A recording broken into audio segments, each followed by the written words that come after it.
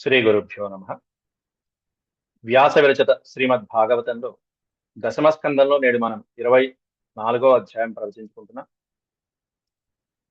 ఇందులో చెప్తున్నటువంటి ముఖ్యమైనటువంటి అంశం, ఇంద్రయాగానికి బదులు గోబ్రాహ్మణ అలాగే గిరి యొక్క యాగాన్ని సంకల్పించడానికి శ్రీకృష్ణ పరమాత్ముడు నందాదులకి ఉపదేశం చేసి ఉన్నారు. శ్రీకృష్ణ పరమాత్ముని యొక్క ఉపదేశానుసారం ఈ పెద్దవాళ్ళందరూ కలిసి స్వామి చెప్పినట్టుగా గిరియాగము, బ్రాహ్మణ యాగము అలాగే గోయాగాన్ని చేయటం అనేటువంటిది నేడు చెప్పుకోబోతున్నాం. మరి ఇంద్రుడి పరిస్థితి ఏమైంది అనేది కూడా మనం చూద్దాం.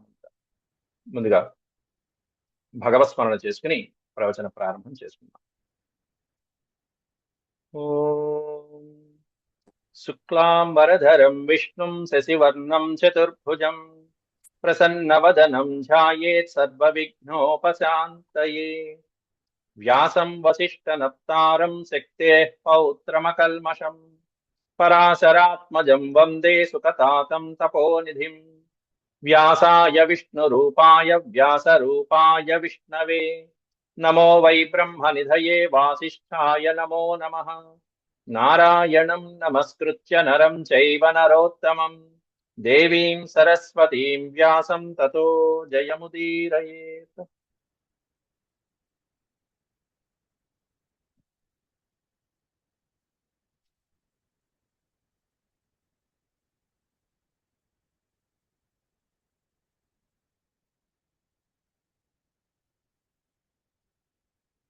నిన్న ఈ 24వ అధ్యాయంలో 25 శ్లోకాల వరకు పూర్తి చేసుకుని ఉన్నాం. ననః పురో జనపద నగ్రామ నగృహావయం నిత్యం వనోకసస్తాత వనశైల నివాసినః. ఇంద్రుడి వల్ల మనం ఏమన్నా గ్రామాలు దెబ్బతింటాయి, మన పట్టణాలు నగరాలు దెబ్బతింటాయి, లేకపోతే పట్టణంలో మనం ఏమన్నా చేస్తున్నటువంటి వృత్తులు ఏమన్నా దెబ్బతింటాయి అనుకుంటే ఆ వృత్తులు, వ్యాపారాలు, వాణిజ్యాలు మనకేమీ లేవు. కాబట్టి ఇంద్రుడి వల్ల మనం భయపడక్కల్లా. ఎందుకంటే మనం వనం మీద ఆధారపడి జీవిస్తున్నాం. వనౌకషహతాత నిత్యం, వన ఆధారమైనటువంటి ప్రాణులం మనం. కాబట్టి వనశైల నివాసిన, ఆ వనము, ఆ వనం పక్కనే ఉన్నటువంటి ఆ గిరులు, వాటిలో ఉండేటువంటి జీవులం. కాబట్టి మనం ఇంద్రుడికి భయపడక్కర్లేదు నాన్న. కాబట్టి మనం ఎక్కడైతే ఉన్నామో ఆ ప్రాంతంలో ఉన్నటువంటి వాటిని అక్కడ పూజించడం, ఆ ప్రకృతిని పూజించడం అనేటువంటి ముఖ్యమైనటువంటి నిరూపిస్తున్నాడు ఇక్కడ.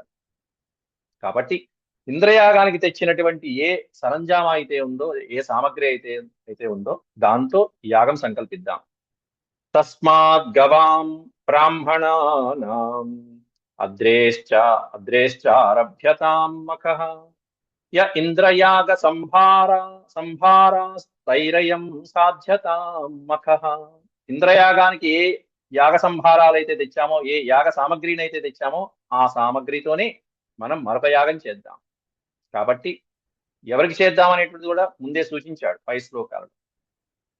కాబట్టి హాయిగా యాగానికి తగ్గట్టుగా, అలాగే సకల ప్రాణులకి తగ్గట్టుగా, అలాగే ఎదుర్కొంటా ఉన్నటువంటి గిరికి తగ్గట్టుగా గిరికి కావలసినటువంటి పదార్థాలన్నీ తెప్పించేయండి. ఆహార పదార్థాలు చక్కగా వండించండి. పత్యంతాం వివిధా పాకా సూపాంతా పాయసాదయ సంయావాపూపసస్కుల్య సర్వదోహస్య గృహ్యతాం. పత్యంతాం వండించండి. రకరకాలైనటువంటి వివిధ రకరకాలైనటువంటి వివిధ పాకాలు, శాకాలు, వంటకాలు. పాకము అంటే వంటకము, రకరకాలైనటువంటి వంటకాలు, శాఖ పాకాదులు ఏవైతే ఉంటాయో అవన్నీ రకరకాలుగా వండించండి. సూపాంతాహ, సూపము అంటే పప్పులు, పులుసులు, చోష్యములు, లేహ్యములు, చతుర్విధ పదార్థాలన్నీ కూడా. పాయసాదయ, రకరకాలైనటువంటి భక్ష్య భోజ్యాదులు, పాయసాదులు, క్షీరంతో చేసేటువంటి, చక్కటి ఆవుపాలతో చేసేటువంటి పాయసాదులు మొదలైనటువంటివన్నీ. సంయావాపూపసష్కుల్య సర్వదోహస్య గృహ్యతాం. అనేకమైనటువంటి పిండి వంటలు ఏవైతే ఉంటాయో, అపూపములు, గారెలు, బూరెలు, వడలు, బొబ్బట్లు, ఈ విధమైనటువంటివి రకరకాల పిండితో చేసేటువంటి ఏ పిండి వంటలు అయితే ఉంటాయో అవన్నీ కూడా వండించి సిద్ధం చేసి సర్వదోహశ్చ గృహ్యతాం. దోహ సర్వదోహశ్చ, దోహం అంటే పాలు. సమస్తమైనటువంటి గోకులంలో ఉన్నటువంటి ఆవుల వలన వచ్చినటువంటి పాలన్నింటినీ కూడా ఒక చోట సమీకరించి, గృహ్యతాం సమీకరించి, వాటికి తగ్గట్టుగా వాటి ఉపయోగం యజ్ఞానికి, యాగాలకి, పాలకి, పెరుగుకి, నెయ్యికి, పాయసము మొదలైనటువంటి పదార్థాలకు ఉపయోగించేట్టుగా ఒక చోట సమీకరించండి. అవన్నీ కూడా సమీకరించి ఆ పాలని ఈ విధంగా ఉపయోగించండి నాన్న అంటూ అక్కడ అత్యద్భుతమైనటువంటి శ్లోకం ఈయన పోతనామాచుడు కూడా రాశాడు. పశులకు కొండకు బ్రాహ్మణోత్తములకు మఖముగా వించుట మంచి బుద్ధి. పశువులకు అంటే గోవులకు, కొండకి అంటే అక్కడ ఉన్నటువంటి గోవర్ధనగిరి, బ్రాహ్మణోత్తములకు వీళ్ళకి, ఈ ముగ్గురికి మనం యాగం చేద్దాం, పూజిద్దాం. పశువులకు కొండకు బ్రాహ్మణోత్తములకు మఖము గావించుట, మఖము అంటే యజ్ఞం, మఖము గావించుట మంచి బుద్ధి. ఇంద్రయాగంబునకేమియు ఏమేమి తెప్పింతు. ఆ ఇంద్రయాగానికి ఏమేమి తెప్పించారు? ఇంద్రయాగంబునకేమేమి తెప్పింతు రవియల్ల తెప్పింపుడరసి మీరు. పాయసంబులు నపూపములు, రకరకాలైన పాయసాలు, అపూపములు. ఇవన్నీ చూస్తుంటే అదేదో సినిమా మాయాబజార్ సినిమాలో పదార్థాలన్నీ పెట్టుకుని వివాహ భోజనం ఏదైతే ఉంటుందో ఆ విధమైనటువంటి సన్నివేశం గుర్తొస్తుంటుంది. ఇక్కడ సాక్షాత్తు, అక్కడ ఘటుత్కజులు, ఇక్కడ సాక్షాత్తు పరమాత్ముడే ఆరగిస్తాడు చూడండి. గిరి ఆకారంలో వచ్చి శ్రీకృష్ణ పరమాత్ముడు ఆరగించేందుకు వీలుగా తెస్తున్నారు ఆ కొండకి సరిపోయేంత ఆహార పదార్థాలు. పాయసంబులు నపూపములు, సైదపు పిండి వంటలు పప్పును వలయునట్టి ఫలశాకములు వండ పంపుడు. ఇట్లాంటి శాకాలు, ఇటువంటి పిండి వంటలు వండ పంపుడు అంటే వండటానికి పంపించండి, జనాన్ని పురమాయించండి అందరినీ. ఫలశాకములు వండ పంపుండు హోమంబు సేయుడు ధేను దక్షిణలనిచ్చి. అట్లాంటి వాటితో హోమం చేయండి, చక్కగా పెట్టండి. ధేను దక్షిణలనిచ్చి, బ్రాహ్మణులకి కావలసినటువంటి ధేనువులని, ఆవులని, గోవులని దక్షిణలుగా కానుక ఇవ్వండి. బహురసాన్నంబు పెట్టుడు బ్రాహ్మణులకు, బ్రాహ్మణులకి హాయిగా భోజన ప్రియులు కాబట్టి వాళ్ళకి బహురసాన్నంబు పెట్టుడు బ్రాహ్మణులకు. నచలులై పూజలు నరింపుడచలమునకు. శ్రద్ధగా ఆ అచలము, అచలము అంటే పర్వతానికి, ఆ గోవర్ధనగిరికి చక్కగా శ్రద్ధగా పూజలు నరించండి. అంతేకాకుండా అధమ చండాల శునక సంహతికి తగిన భక్ష్యముల నిండు కసబులు పశుల కిండు. అధమ చండాల శునక సంహతికి, అధములు, చండాలులు, అనేకమైనటువంటి శునక జాతులు, శునకములు అంటే కుక్కలు, అశ్వములు, రకరకాలైనటువంటి పశువులు, పక్షులు అన్నిటికీ కూడా తగిన భక్ష్యములు నిండు, కావలసినటువంటి భక్ష్య పదార్థాలు ప్రతి ప్రాణికి ఏర్పాటు చేయించండి. అన్ని హాయిగా కడుపు నిండా భోజనం చేయాలి. కసవులు పశువుల కిండు, పశువులకి, మన గోవులకి, మన ధేనువులకి, దూడలకి, వాటన్నిటికీ గ్రాసము చక్కగా కడుపు నిండా తినడానికి మేతని సమకూర్చండి. ఈ విధంగా పలికి పోతనామాచుడు సులభమైనటువంటి పద్యంలో రాసుకుంటూ వచ్చాడు. దాన్నే ఇక్కడ పత్యంతాం వివిధాత్పాక అని సంస్కృతం శ్లోకం. అలాగే పూయంతామగ్నయ సమ్యక్ బ్రాహ్మణైర్బ్రహ్మవాదిభిః అన్నం బహువిధం తేభ్యో దేయం వో ధేను దక్షిణ. ఈ 3 శ్లోకాలని ఒక్క పద్యంలో కొట్టి పారేశాడు పోతన గారు. పూయంతామగ్నయ, అగ్నిలో హవనం చేయండి, చక్కగా సమర్పించండి. పూయంతామగ్నయ ఎవరి ద్వారా? సమ్యక్ బ్రాహ్మణై బ్రహ్మవాదిభిః, బ్రహ్మవాదులైనటువంటి బ్రాహ్మణుల యొక్క సహాయంతో, వారి యొక్క ఆశీస్సులతో చక్కటి యజ్ఞాన్ని సమకూర్చండి. పూయంతామగ్నయ, ఇక్కడ అగ్ని అని ప్రయోగించాడు, గుర్తుపెట్టుకోండి. పూయంతామగ్నయ సమ్యక్ బ్రాహ్మణై బ్రహ్మవాదిభిః, బ్రహ్మవాదులైనటువంటి, నేను చెప్పుకున్నాం బ్రాహ్మణులు అనే పదానికి అర్థం బ్రహ్మవాదులు, బ్రహ్మ జ్ఞానం కలిగినటువంటి వాళ్ళు అనే అర్థం కూడా చెప్పుకున్నాం. అట్లాంటి బ్రహ్మవాదులైన బ్రాహ్మణుల సహాయంతో యజ్ఞాన్ని గావించండి. అన్నం బహువిధం, చతుర్విధమైనటువంటి భక్ష్య భోజ్యాదులన్నిటిని కూడా అన్నం బహువిధం తేభ్యోదేయం, బ్రాహ్మణులకి చక్కగా భోజనం వడ్డించండి. అలాగే వాళ్ళకి ధేను దక్షిణ, యాగం సమాప్తి అయిపోయిన తర్వాత వాళ్ళకి చక్కగా భూరి దక్షిణలు విరివిగా కానుకలు ఇచ్చి, వాళ్ళకి కావలసినవి హాయిగా కానుకలు, ముఖ్యంగా ధేనువులు గోదానం చేసి తరించండి నాన్న అని చెప్పి శ్రీకృష్ణ పరమాత్ముడు పెద్దలందరికీ విన్నవిస్తున్నాడు. అన్యేభ్యశ్చాశ్వచండాల పతితేభ్యో యథార్హతః యవసం యవసం చ గవాం దత్వా గిరయే దీయతాం బలిః. అన్యేభ్యశ్చ, కేవలం వీళ్ళకే కాదు, బ్రాహ్మణులకే కాదు, అన్యేభ్యశ్చ, మిగతా ప్రాణులందరికీ, జీవులందరికీ కూడా, చివరికి ఎవరి దాకా అంటే చండాలులకు కూడా,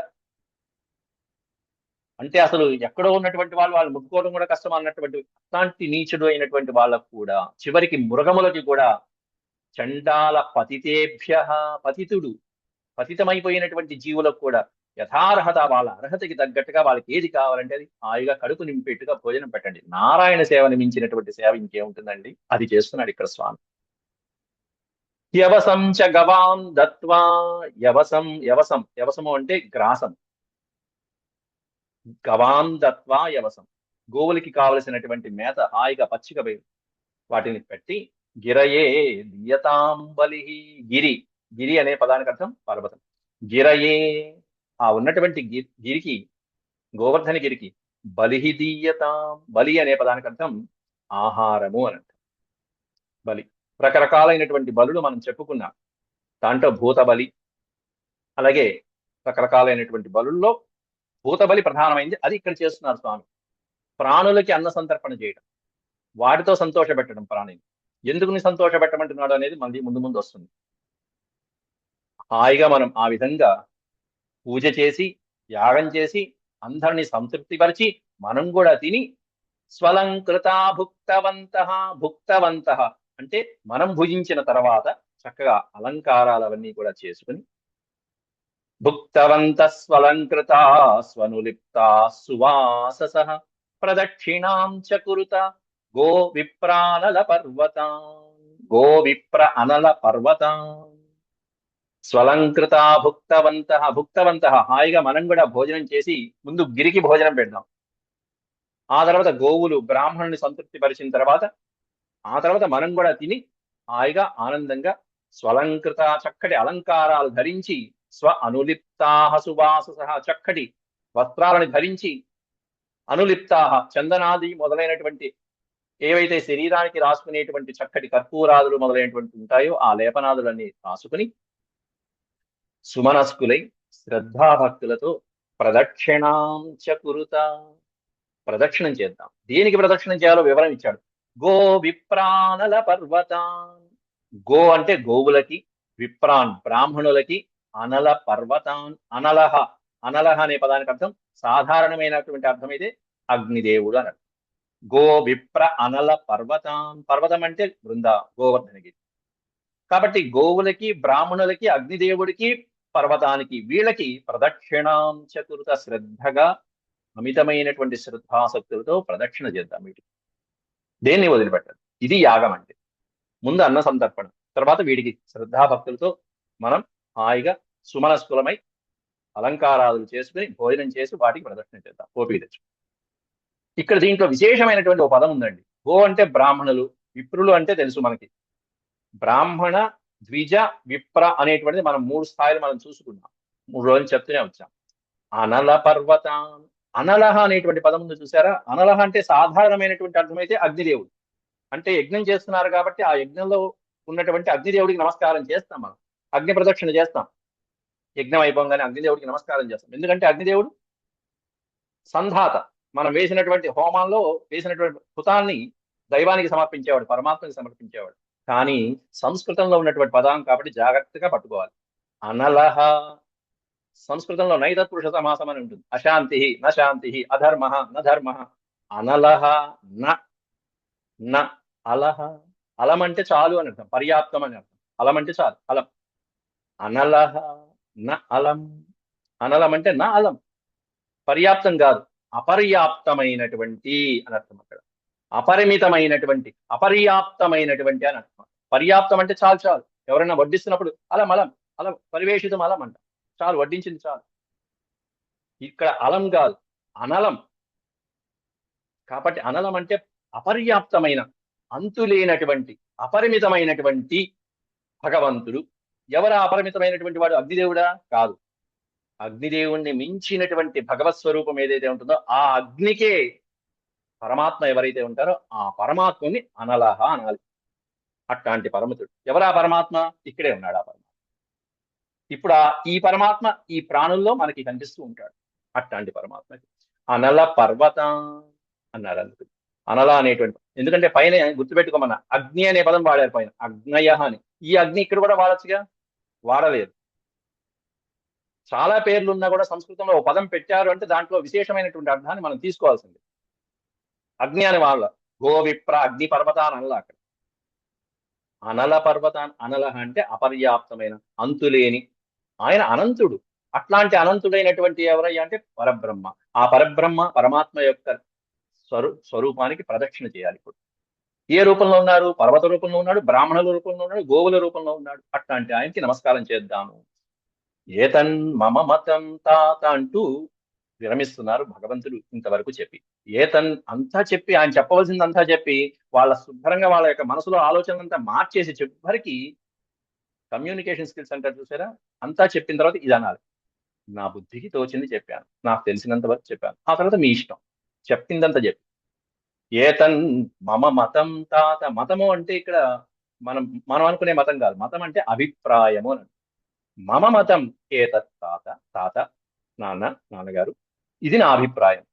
క్రియతాం యది రోచతే. యది రోచతే క్రియతాం. మీకు నచ్చితే గనక ఇలా ఆచరించండి, తర్వాత మీ ఇష్టం. పెద్దవాళ్ళు మీరు, నేను చిన్నవాడిని.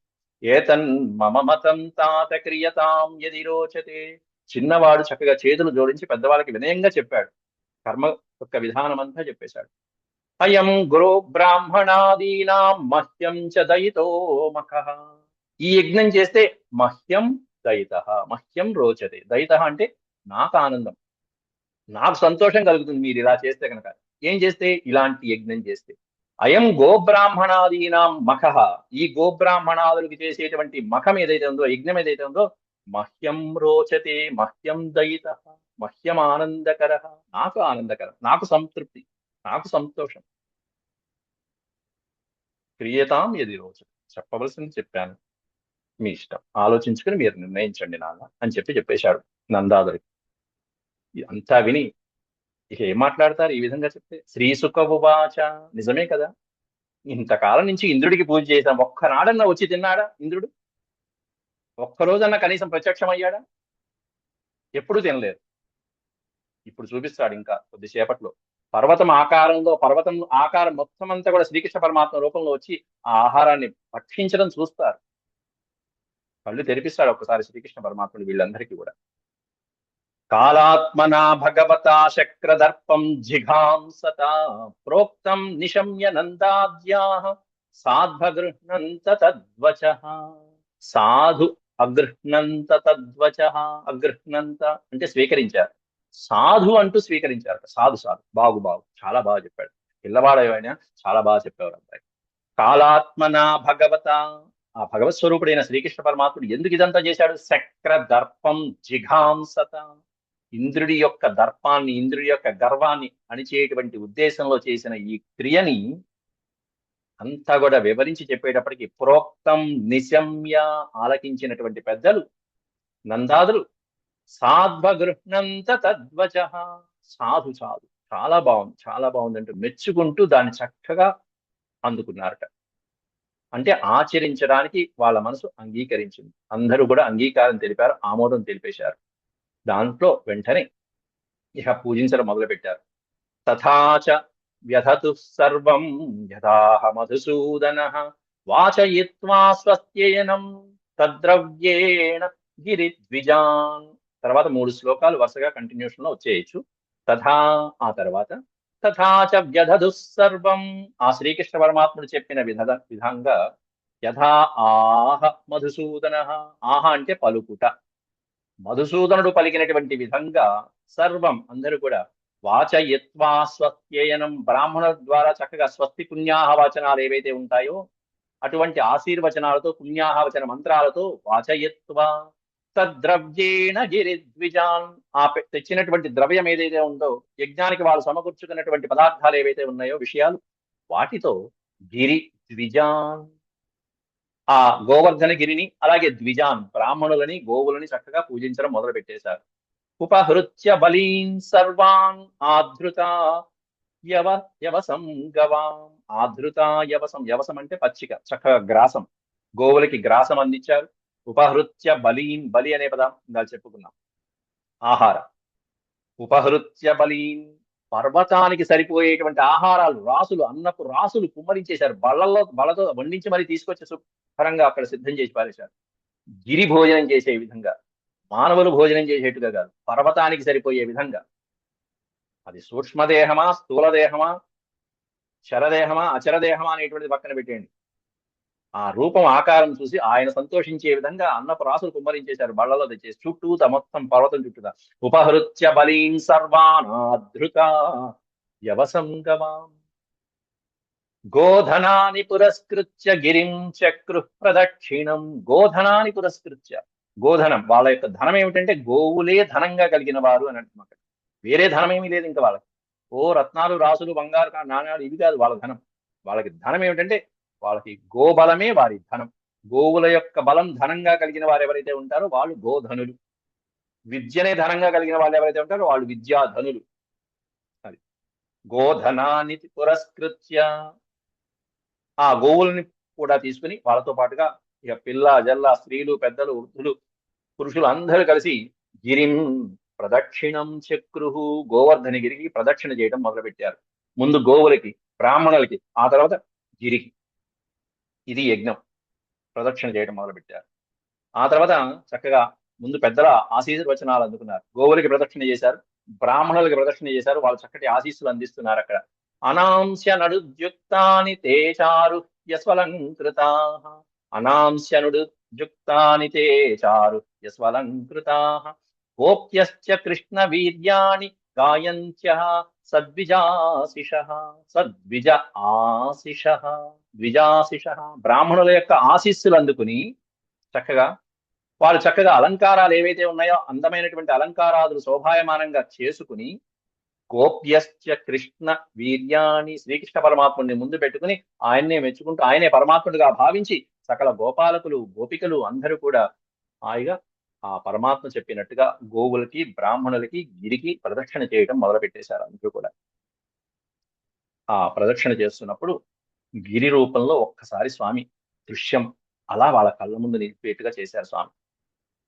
అందరూ ఆ విధంగా అలంకారం చేసుకుని బ్రాహ్మణ ఆశీస్సులు తీసుకుంటూ ఇక ప్రదక్షిణం మొదలు పెడుతున్నారో లేదో ఒక్కసారిగా పర్వతాకారంలో శ్రీకృష్ణ పరమాత్ముడు అలా దర్శనమిచ్చేశాడు. అంటే గోవర్ధనగిరి పర్వతంలో శ్రీకృష్ణ పరమాత్ముడి యొక్క సందర్శనం చేసుకున్న మహాపుణ్యమైనటువంటి సందర్భం ఇప్పుడు చెప్పబోయేటువంటి శ్లోకం.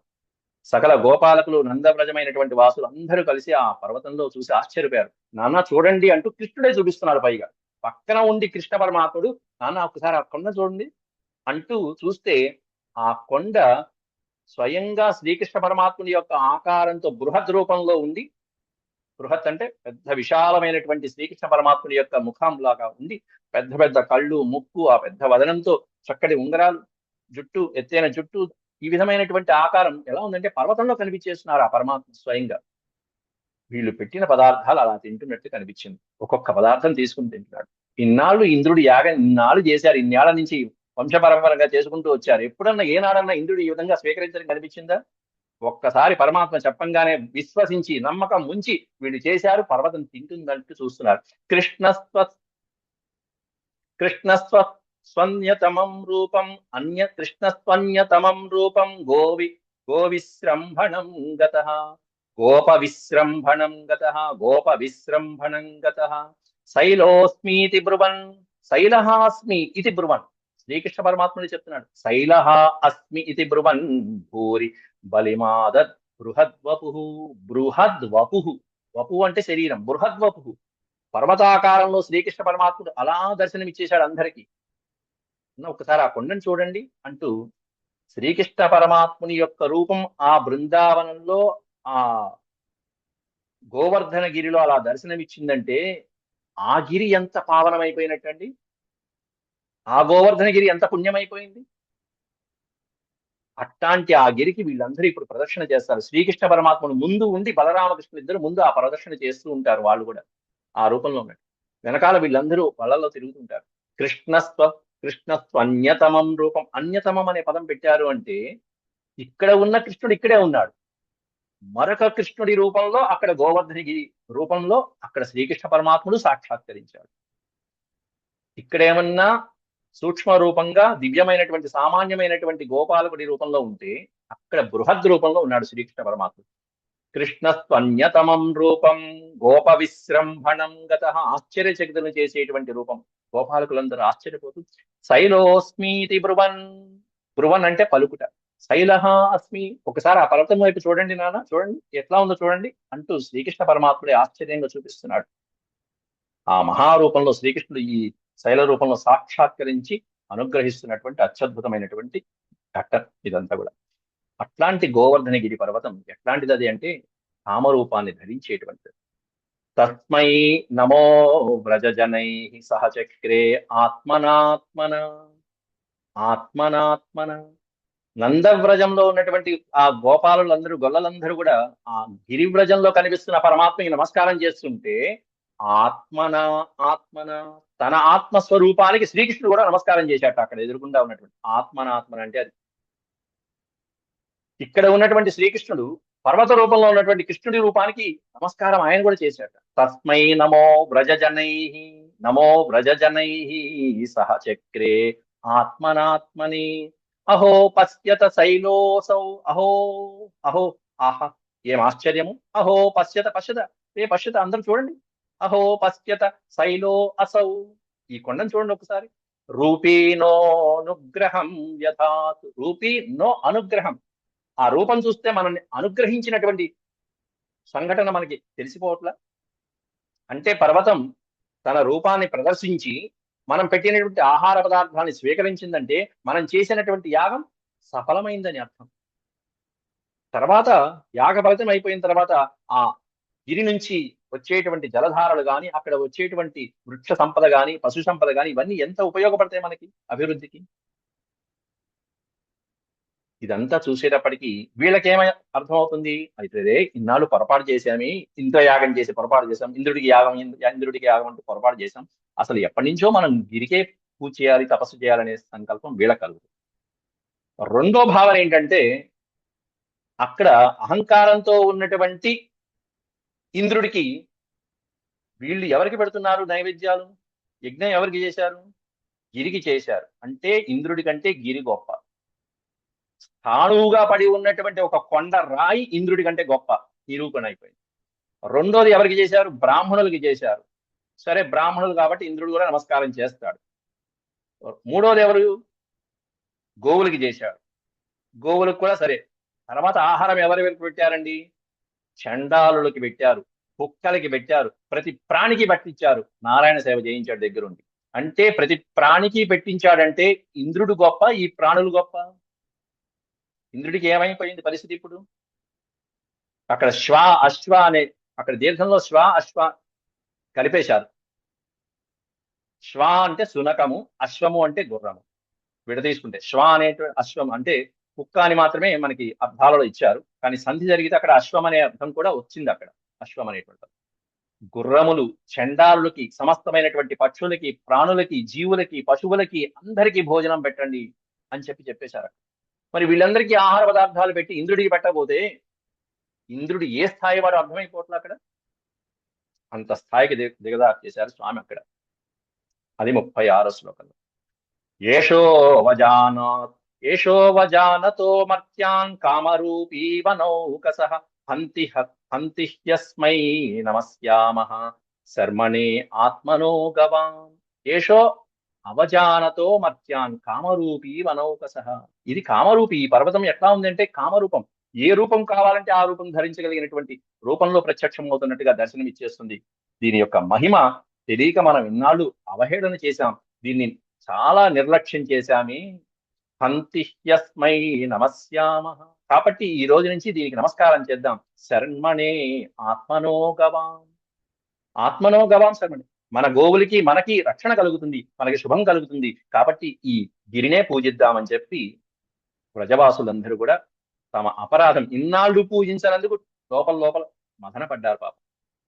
ఈ విధంగా ఇత్యద్రిగోద్విజమఖం వాసుదేవ ప్రణోదితా యథా విధాయ తే గోపా సహ కృష్ణ వ్రజం యయుః. ఇత్యద్రిగోద్విజమఖం, ఈ విధంగా అద్రి పర్వతము, గోవులు, ద్విజులు బ్రాహ్మణుల యొక్క యాగాన్ని పూర్తి చేసి వాసుదేవ ప్రణోదిత, సాక్షాత్తు స్వయంగా శ్రీకృష్ణ పరమాత్ముడి చేత చెప్పబడినటువంటి ఆ యాగాన్ని సంకల్పం చేసి పూర్తి చేసి యథావిధాయ, ఏ విధంగా శాస్త్రంలో చెప్పబడిందో ఆ విధంగా చేసి తే గోపా సహ కృష్ణ వ్రజం జయు, సహ కృష్ణ, కృష్ణుడితో పాటుగా, ఎక్కడ శ్లోకం మిస్ అవ్వలేదు కదా అని చెప్పుకున్నామా, యశోవజానతో మత్స్యాం కామరూపి తస్మై నమో వ్రజం. చక్కగా ఇక్కడ కూడా వాళ్ళు ప్రదక్షిణ చేయటం ముందు చూసారా, పెద్దవాళ్ళు చిన్నవాళ్ళు అందరూ చేశారు, స్త్రీలు కూడా చేశారు. ఇంకా ఎడ్ల బళ్ళు కట్టుకుని ఆ ఎడ్ల బళ్ళతో కూడా ప్రదర్శన చేశారు చక్కగా, స్త్రీలు అలంకారాలు చేసుకుని. దాదాపు 20 కిలోమీటర్ల గోవర్ధనగిరి పర్వతం అది.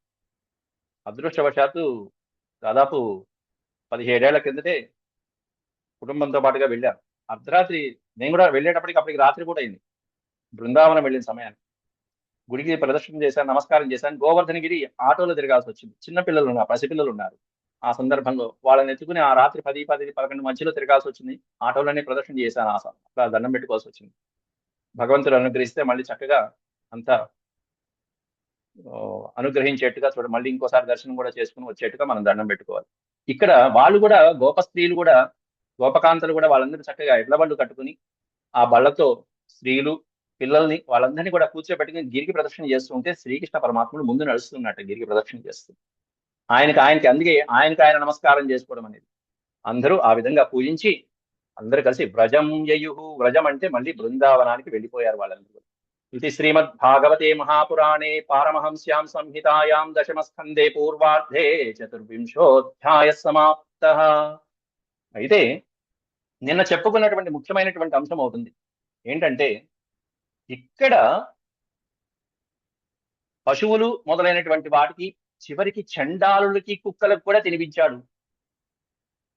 ఎందుకనంటే భగవంతుడు అందరి ప్రాణుల్లో ఉంటాడు కాబట్టి.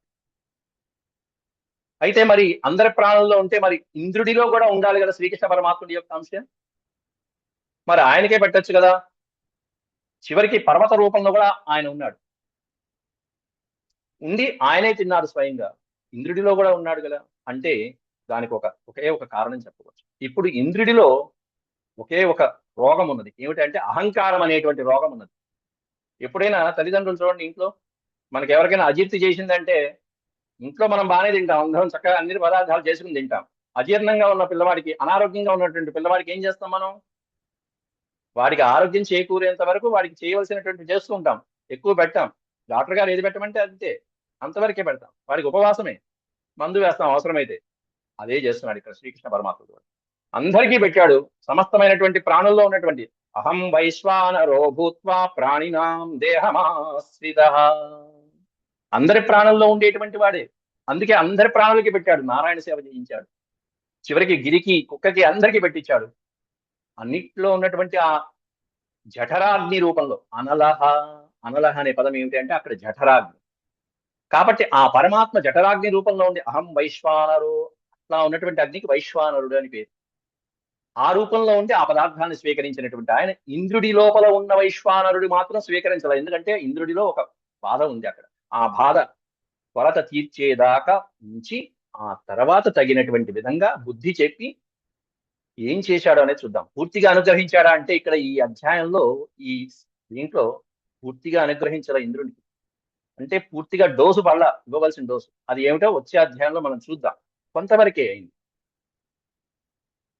అట్లా అందులో యాగం చేస్తున్నటువంటి బ్రాహ్మణులు మంత్రాలు చెప్తుంటే వీళ్ళు ఉచ్చారణ చేస్తున్నారండి. అక్కడ అద్భుతమైనటువంటి ఉచ్చారణతో నందాదులు మొదలైనటువంటి వాళ్ళందరూ మంత్రోక్త, అక్కడ వాళ్ళు ఇచ్చేస్తే యజమాని కూడా ఆ విధంగా మంత్రాలు చెప్తున్నారు. ఈనాటి కాలంలో చూడండి, అసలు కలియుగంలో ఇట్లాంటివి ఏమి లేవు. చివరికి ఎంతవరకు వచ్చింది మన స్థితి అంటే, వాళ్ళంతా చదివేస్తుంటే మనం ఏం చేయాలంటే మమ అనుకుంటారా అబ్బాయి అంటారు. ఈ మమ అనుకునేటువంటి స్థాయికి దిగజారిపోయింది మన స్థాయి అంతా కూడా. ఇది కలియుగం అంటే. చివరికి నీళ్ళు వదిలి పెట్టమంటాడు, అది వదులుతాం అంతవరకు.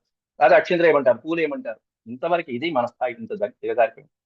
కాబట్టి కలియుగంలో మానవులు యొక్క స్థాయి, యొక్క స్థితి అనేటువంటిది ఏ విధంగా ఉంటుందో దానికి తగ్గట్టుగానే పరమాత్మ కూడా వీళ్ళ స్థాయికి దిగి వచ్చి చెప్తున్నాడు ఇక్కడ. మన్మనాభవ మద్భక్త మద్వాజీ మాం నమస్కురు, మాం నమస్కురు, నన్ను నమస్కరిస్తే చాలు. మనసులో ఏ కల్మష భావాలు లేకుండా అనన్య చింతనతో నాకు నమస్కరిస్తే చాలయ్యా అంటూ అలా నమస్కరించమని ఆ కొండకి నమస్కారం చేయమని చెప్పాడు. పరమాత్మ ఆ కొండలోనే ఉన్నాడని చెప్పి అనన్య చింతనతో వాళ్ళు నమస్కారం చేశాడు, స్వామి కనిపించేశాడు. అట్లా చక్కటి బృహద్ రూపంతో స్వామి కల్పించడం అనేటువంటిది ఏం చెప్తుందంటే అంతర్బహిష్ట తత్సర్వం వ్యాప్య నారాయణ స్థిత. ఇది రూపం. అంటే ఇక్కడ ఉన్నారు స్వామి, అక్కడ ఉన్నారు. అంతః బహిః. ఇక్కడ స్వామి ఉన్నాడు, శ్రీకృష్ణ రూపంలో వాళ్ళ పక్కన ఉన్నాడు, బయట కూడా ఉన్నాడు స్వామి. ఎంత రూపం అండి, అత్యద్భుతమైనటువంటి రూపం. ఈ విధంగా కృష్ణ పరమాత్మ నిరూపించాడు అక్కడ బృందావనంలో పెద్దవాళ్ళకి, గోవులకి అందరికీ.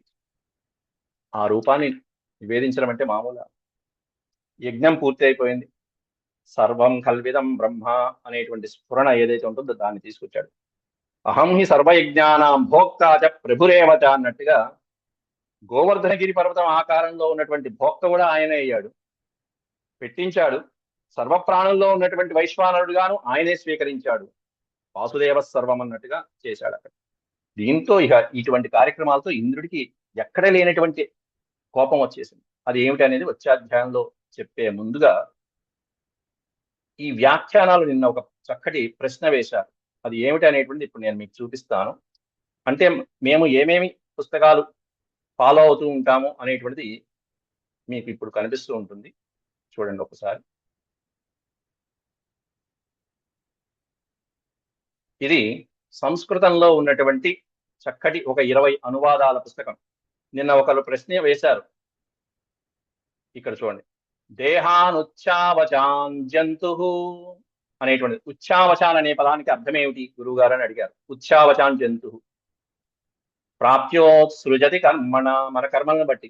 ఇక్కడ ఒక్కొక్కరు ఒక్కొక్క వ్యాఖ్యానం ఇచ్చుకుంటూ వెళ్ళారు. చాలా మంది ఇచ్చినటువంటి వ్యాఖ్యానాలలో నిన్న మనం చెప్పుకున్నాం ఉత్తమ అధమ అనేటువంటి, అంటే నానా విధములైనటువంటి అనేటువంటిది చెప్పుకోవచ్చు. అక్కడ అనేకమైనటువంటి ఉచ్చావచాన్ దేవ మనుష్యాదీనాం అంటూ ఉత్తమమైనటువంటి దేవజాతి, అధమమైనటువంటి జంతువుల జాతి, మధ్యమంగా ఉండేటువంటి మానవ జాతి, దేవ మనుష్య ఆది మొదలైనటువంటివి ఏవైతే ఉంటాయో దాన్ని ఉచ్చావచాన్ అనేటువంటి శబ్దంతో చెప్పడం జరుగుతుంది. ఇక్కడ కూడా జంతుర్జన్మ ఉచ్చావచాన్ అనేక విధాన్ అనేటువంటిది. ఇలా సంస్కృతంలో ఇవన్నీ కూడా వ్యాఖ్యానాలు. వ్యాఖ్యానాలన్నీ ఒక చోట కలిగినటువంటి పుస్తకం. దీంట్లో 7,000 పేజీలు ఉన్నాయి. ఒక్క దశమస్కందమే 7,000 పేజీలు ఉన్నాయి. మీరు చూడండి, ఇదిగో ఇక్కడ 7,000 పేజీలు మీకు కనిపిస్తుంటాయి పక్కన. దాంట్లో 2,261 పేజీలు ఈ శ్లోకం, ఇప్పుడు మనం చెప్పుకుంటున్నటువంటి శ్లోకం. ఇంకొక పుస్తకం ఉంది, ఇది తెలుగులో ఉంటుంది చక్కగా. ఇది మీకు కనిపిస్తూనే ఉండొచ్చు, దశమస్కందం. ఈ పుస్తకము శ్రీ వీరరాఘవీయ వ్యాఖ్య సహిత శ్రీమద్భాగవతం దశమస్కందంలో మనం చెప్పుకుంటున్నాం. దీంట్లో కూడా దేహానుచ్చావచాన్ జంతు ప్రాప్త్యో సృజతి కర్మణ అనే దానికి కూడా ఇక్కడ అనేకమైనటువంటి నానా విధములైనటువంటి అనే అర్థాన్ని ఇచ్చారు. నానా విధాన్ కర్మానురూపాన్, అనేక విధములైనటువంటి కర్మానుసారంగా పుట్టినటువంటి ప్రాణులు అనే అర్థాన్ని ఇచ్చారు. మిగతావి తర్వాత చూద్దాం. ఓం శాంతి శాంతి శాంతి. యద్ భవేత్ నారాయణ నమస్తే.